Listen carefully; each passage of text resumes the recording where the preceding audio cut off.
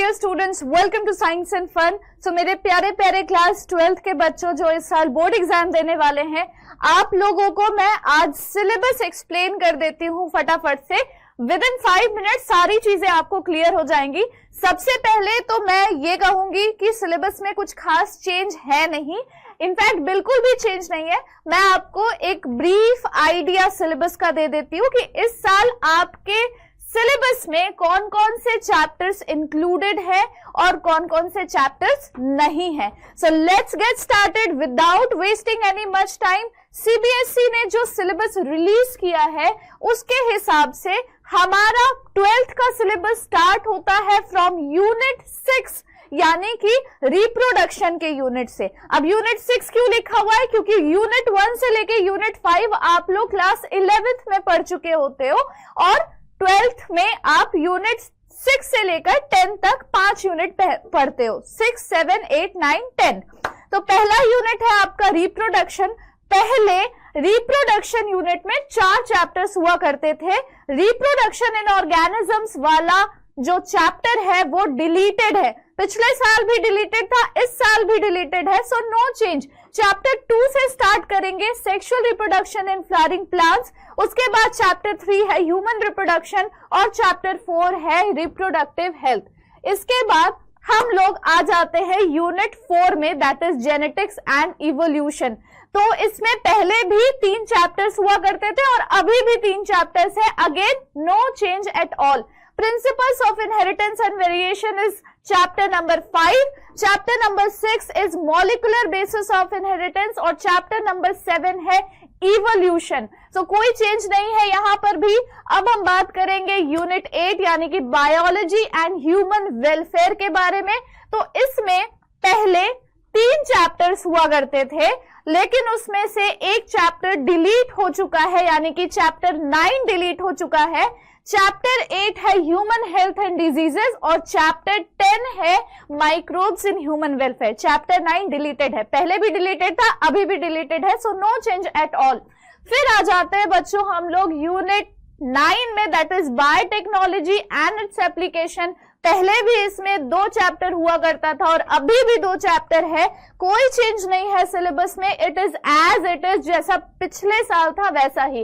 Biotechnology principles and processes chapter 11, chapter 12 है biotechnology and its application. Last unit होता है आपका unit 10, that is ecology and environment. तो पहले यहाँ पर 4 चैप्टर्स हुआ करते थे, पर अब सिर्फ और सिर्फ 3 चैप्टर्स रह गए हैं, that is organisms and population chapter number 13, chapter 14 is ecosystem और चैप्टर 15 है बायोडाइवर्सिटी एंड इट्स कंजर्वेशन। पहले चैप्टर 16 होता था इन्वायरमेंटल इश्यूज वाला, बहुत पहले, मतलब पिछले साल के पहले, पर पिछले साल ये चैप्टर डिलीटेड था और इस साल भी ये चैप्टर डिलीटेड है। आपको सिर्फ इस यूनिट से 3 चैप्टर्स पढ़ने हैं। तो ये है बच्चों अपडेटेड सिलेबस, जिसमें अपडेट जैसा कुछ खास था नहीं। आप चाहो तो फिर से चेक कर सकते हो सीबीएसई की मेन वेबसाइट में। 5th जो पॉइंटर है उसमें साफ साफ लिखा हुआ है बच्चों, there will be no change in the curriculum and text books for other classes for the academic year 2024-25 commencing from 1 April 2024।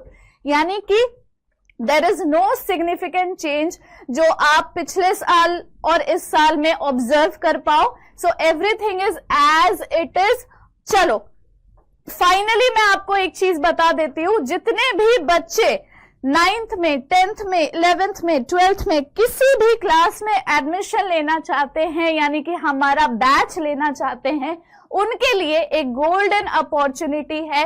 Scholarship test होने वाला है सारे के सारे बच्चों के लिए। फॉर एग्जाम्पल, आप 10th पास आउट हो चुके हो और अभी तक आपने साइंस एंड फन का बैच नहीं लिया है 11th का, आप चाहो तो इस स्कॉलरशिप टेस्ट में अपीयर करके फ्री में पढ़ाई कर सकते हो, अगर आपका रैंक 1 से 10 के अंदर आता है तो।